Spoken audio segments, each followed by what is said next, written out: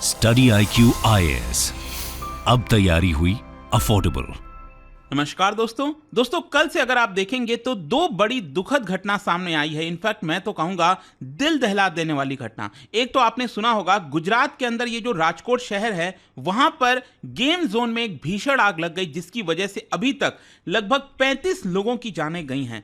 और एक और बड़ी घटना हुई थी कल देर रात को दिल्ली में। एक बच्चों का अस्पताल है, सोच के देखिए, वहां पर 7 नवजात बच्चे मतलब न्यू बॉर्न बेबीज की मृत्यु हो गई है। तो इन दोनों को थोड़ा समझेंगे और समझने की कोशिश करेंगे कि आखिरकार भारत में चलता क्या है। क्योंकि अगर सिस्टम सही से रहता, अगर रूल्स रेगुलेशन सही से फॉलो किए जाते तो शायद इतनी सारी जो मृत्यु होती हैं आग की वजह से शायद देखने को नहीं मिलती। तो थोड़ा डिटेल में समझते हैं, चलिए आगे बढ़ते हैं। लेकिन उससे पहले ध्यान रखिएगा दोस्तों, आप में से जो भी लोग यूपीएससी की तैयारी कर रहे हैं, हमारा जो नया बैच है जीएस फाउंडेशन का, ये 31 मई से स्टार्ट हो रहा है। एक्चुअली क्या है कि अगर आप 2025 की तैयारी कर रहे हो तो आपके पास एग्जैक्टली 1 साल बचेगा इसको प्रिपेयर करने के लिए। तो यह अच्छा बैच होगा जिसको आप ज्वाइन कर सकते हैं हमारे वेबसाइट ऐप पर जाकर, या फिर कमेंट सेक्शन में लिंक है और यूज करना है आपको ये कोड अंकित लाइव, ताकि आपको मैक्सिमम जो डिस्काउंट है वो मिल जाए। और इसके अलावा अगर आप एमसीक्यूज वगैरह अटेम्प्ट करना चाहते हैं तो मेरे इंस्टा पेज पर जा सकते हैं, वहां पर स्टोरीज में जितने भी एमसीक्यूज हैं उसको भी आप अटेम्प्ट कर पाएंगे। चलिए शुरुआत करते हैं और सबसे पहले ये देखते हैं कि एग्जैक्टली हुआ क्या है। देखिए, गेमिंग जोन वगैरह आपको पता ही होगा, बच्चों की खेलने की जगह होती है, बच्चे काफी ज्यादा उत्साहित होते हैं वहां पर जाने के लिए। तो गुजरात के राजकोट में बताया जा रहा है कि एक गेमिंग जोन था जहां पर भीषण आग लगने की वजह से 35 लोगों की जाने गई, जिसमें कम से कम 9 बच्चे आपको देखने को मिलेंगे। और कहीं ना कहीं इसमें बताया जा रहा है कि जो सेफ्टी स्टैंडर्ड्स फॉलो करने चाहिए था इस गेमिंग जोन के द्वारा, वो बिल्कुल भी नहीं किया गया। यहां पर ऑफिशियल्स का यह कहना है कि किसी भी प्रकार का एनओसी, जो नो ऑब्जेक्शन सर्टिफिकेट होता है आपको उसको चलाने के लिए, वो यहां पर नहीं लिया गया था। जो फायर क्लियरेंस के लिए चाहिए होता है एनओसी, वो नहीं लिया गया। इसके अलावा यहां पर जो इमरजेंसी एग्जिट वगैरह होता है वो नहीं था, क्योंकि सिर्फ एक ही एग्जिट था। तो जाहिर सी बात है, अगर एग्जिट एक ही होगा, वहां पर भीषण आग लग जाएगी तो कैसे वो लोग बाहर निकल पाएंगे। और गेमिंग जोन, इस गेमिंग जोन का नाम है टीआरपी, ध्यान रखिएगा। और एक्चुअली हुआ क्या कि सैटरडे का दिन था। अब शनिवार को आपको पता ही है कि ऑलरेडी काफी ज्यादा क्राउड आता है, और इस गेमिंग जोन ने क्या किया कि ऑफर दे दिया, डिस्काउंट दे दिया, वीकेंड डिस्काउंट, सिर्फ 99 रुपीज में आप एंटर करिए। और इसकी वजह से बहुत से लोग आए थे। इनफैक्ट जो आग की इंटेंसिटी थी ना, वो बहुत भयंकर थी। कई किलोमीटर तक जो स्मोक है वो साफ साफ नजर आ रहा था। इनफैक्ट आप देख पाओगे इस तरह का आपको ये गेमिंग जोन देखने को मिलेगा। और ये जो टेम्परेरी स्ट्रक्चर होता है ना, वो यहां पर बनाया गया था। और देखिए ये कैसे ध्वस्त हो गया, पूरा का पूरा गिर गया है। इस पिक्चर में भी आप देख सकते हो यहां पर कैसे जो क्रेन वगैरह के माध्यम से चीजों को उठाने की कोशिश की जा रही है। इनफैक्ट इस भीषण आग की वजह से जो बॉडीज हैं, जो डेड बॉडीज हैं, उनको रिकॉग्नाइज नहीं किया जा पा रहा है। इतना ज्यादा ये खतरनाक था। और इसी की वजह से यहां पर डीएनए सैंपल्स की मदद से बॉडीज को आइडेंटिफाई करने की कोशिश की जा रही है, ताकि उनके रिलेटिव्स को दिया जा सके। अब क्वेश्चन यहां पर यह है कि आखिरकार ये फायर किस वजह से हुआ। देखो क्या होता है ना कि ज्यादातर केस में हमारे देश में आप देखोगे जहां पर भी आग देखने को मिलती है तो शॉर्ट सर्किट एक बड़ा कारण बताया जाता है।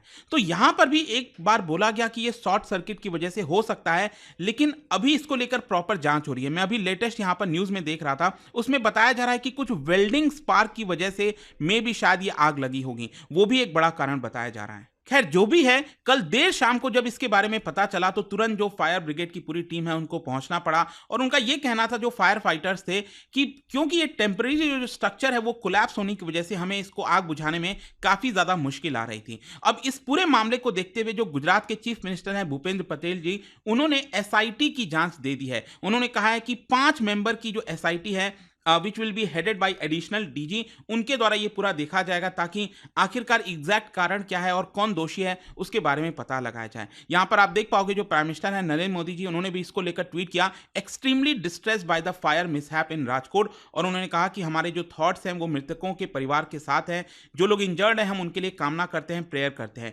लोकल एडमिनिस्ट्रेशन वर्क कर रहा है ताकि जो भी पॉसिबल असिस्टेंस है वो यहां पर दिया जा सके। खैर यहां पर आप देख सकते हो, ये बताया जा रहा है कि इस पूरे ट्रेजिडी को देखते हुए गुजरात के डीजीपी ने, डायरेक्टर जनरल ऑफ पुलिस ने ऑर्डर दिया है, डायरेक्शन दिया है कि पूरे गुजरात के अंदर जहां पर भी बच्चों के गेमिंग जोन है उसके इंस्पेक्शन किया जाए। अगर किसी के पास फायर एनओसी नहीं है तुरंत उसको शट डाउन किया जाए। अब देखिए यही होता है जब भी कोई इंसिडेंट होता है। मैं पिछले 5 साल से वीडियोस बना रहा हूं, कई बार फायर से रिलेटेड इंसिडेंट्स के ऊपर मैंने बनाया है, और हर इंसिडेंट के बाद में यही कहा जाता है कि अब यहाँ पर स्ट्रिक्ट तरीके से जांच होगी, देखा जाएगा कि कोई उल्लंघन कर रहा है कि नहीं। लेकिन कहीं ना कहीं आप हमारे देश का दुर्भाग्यपूर्ण कहिए कि सही से ये चीज़ें फॉलो होती ही नहीं है। एक बार के लिए प्रशासन जागता है। अब क्योंकि आप सोचो ये गेमिंग जोन में हुआ है, तो यहाँ पर प्रशासन का कहना है कि अब पूरे गुजरात के अंदर जहाँ जहाँ पर गेमिंग जोन है वहाँ पर हम उसकी जांच करेंगे कि उनके पास सही से रूल्स फॉलो हो रहे हैं कि नहीं। अब आप मुझे ये बताओ कि आज तो ये गेमिंग जोन में हुआ,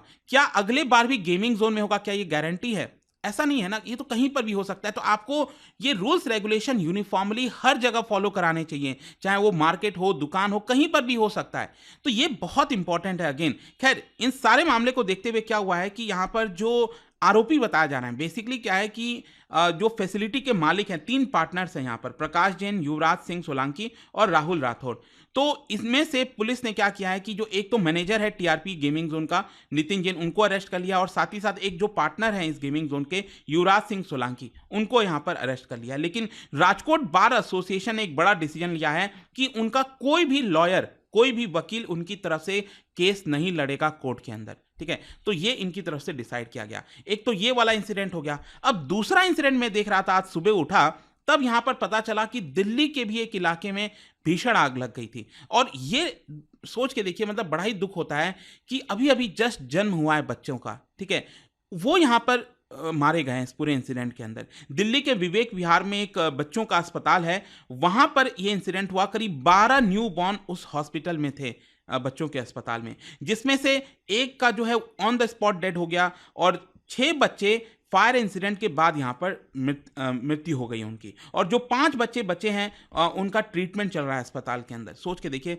मतलब क्या हुआ होगा पेरेंट्स का। और बताया जा रहा है कि दिल्ली के विवेक विहार में करीब कल ही रात को लगभग 11:30 बजे के आसपास पीसीआर के पास कॉल जाता है, और बताया जाता है कि उस new born baby care hospital में आग लगी और उसके बगल वाले बिल्डिंग में भी आग लग गई है। ऑल्दो उस बगल वाले बिल्डिंग में कोई ऐसा इंसिडेंट नहीं हुआ मरने की, लेकिन हॉस्पिटल को काफ़ी ज़्यादा नुकसान हुआ है, मतलब कि जो बच्चे हैं वो मारे गए हैं। और फाइनली मैं आपको बता दूं कि संडे आज सुबह सुबह जाकर जो है ये पूरा जो आग है उसको बुझाया गया। अब यहां पर बताया ये जा रहा है कि मोस्ट प्रोबेबली, मतलब कि जो अभी तक रिपोर्ट सामने आई है उसमें बोला जा रहा है जो ऑक्सीजन सिलेंडर होगा वहां पर उसके फटने की वजह से ये आग लगी होगी। तो इसका जिम्मेदार कौन है? कौन सही से उस ऑक्सीजन सिलेंडर की जांच नहीं कर रहा था?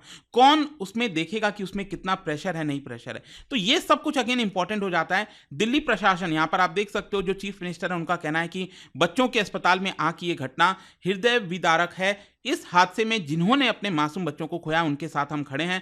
घटनास्थल पर सरकार और प्रशासन के अधिकारी घायलों का इलाज मुहैया करवाने में लगे हुए हैं, और जो भी कारण होगा, जो भी दोषी होंगे उनको बख्शा नहीं जाएगा। लेकिन अगेन मैं वही चीज कहूंगा कि हमारे देश में इंसिडेंट आते हैं, एक बार के लिए जोश आता है कि कुछ ना कुछ करेंगे, फिर सब कुछ रुक जाता है। और ऑल्दो यहां पर आप देखोगे तो दिल्ली पुलिस ने एफआईआर रजिस्टर्ड किया है। जो इनके ओनर हैं नवीन किची, उनके ऊपर एफआईआर रजिस्टर किया गया अंडर सेक्शन 336, 34A, 304A और 34 क्रिमिनल एक्टिविटी से रिलेटेड।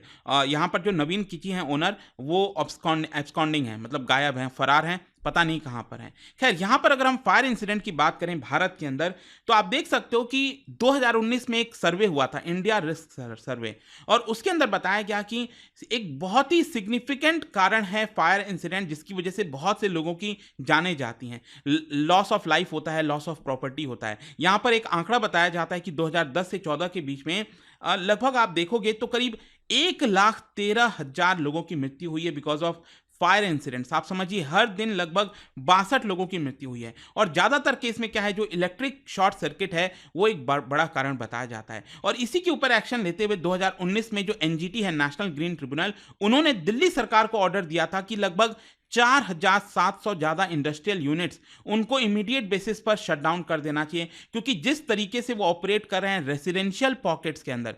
अगर आप दिल्ली आए हो या फिर रहते हो तो आपको पता होगा दिल्ली के कई सारे इलाके में जो रेसिडेंशियल पॉकेट्स हैं वहाँ पर जाकर इंडस्ट्रीज लगी हुई हैं। अब जाहिर सी बात है, अगर घर है वहाँ पर और उसी के बगल में कोई इंडस्ट्री होगा, वहाँ पर आग लगने की चांसेस ज़्यादा हैं, जिसकी वजह से कई बार आग लगती है और बहुत से मासूमों की जान जाती है। तो इसी का एक कारण था, यहाँ पर इंडस्ट्रीज को बंद तो नहीं किया गया, और इसीलिए आप देख सकते हो उसी के अगले साल अनाज मंडी में एक भीषण आग लगी थी, कई लोग यहां पर मारे गए थे।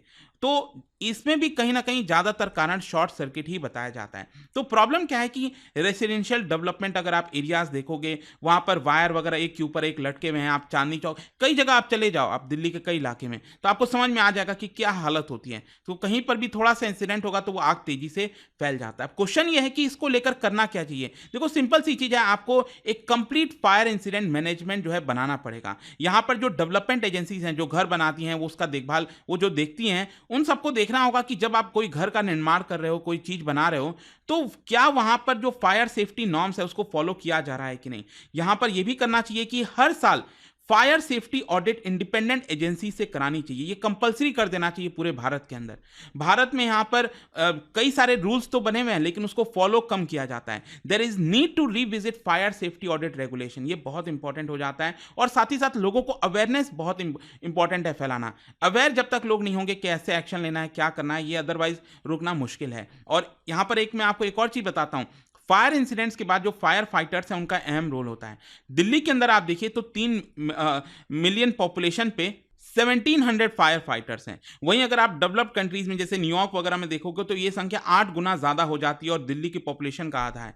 तो ये कहीं ना कहीं सरकार अब एक्शन लेगी। क्या होगा, अभी ये 2 इंसिडेंट्स हुए हैं, अब देखना होगा इसको लेकर सरकार अल्टीमेटली जागती है कि नहीं जागती है। आपका क्या सोचना है इसको लेकर मुझे कमेंट्स में जरूर बताइएगा। और जाने से पहले एक इंटरेस्टिंग क्वेश्चन, क्या बता सकते हो which of the following fire extinguishers is suitable for a live electrical fire. ये 4 ऑप्शन है, आपको बताना है सबसे सुटेबल कौन सा है आग बुझाने के लिए in case of live electrical fire. इसका राइट आंसर आप सबको पता है, मेरे इंस्टाग्राम पर तो मिलेगा ही। वहां पर अगर आप नहीं हो कोई बात नहीं, टेलीग्राम से ले सकते हैं इसका सही उत्तर। मैं कई सारे जो MCQs हैं वो यहाँ पर स्टोरीज में डालता रहता हूँ। अगर आपको PDF चाहिए तो टेलीग्राम पर आइए, अलग अलग सोशल मीडिया पर आप जुड़ पाओगे। और जैसा मैंने आपको बताया, अगर आप UPSC की तैयारी कर रहे हैं, कोई भी बैच चाहते हैं, you can simply use this code Ankit live to get maximum discount. And I hope कि वीडियो आपको पसंद आया होगा। मिलता हूं आपसे next time. Till then thank you very much, see you soon.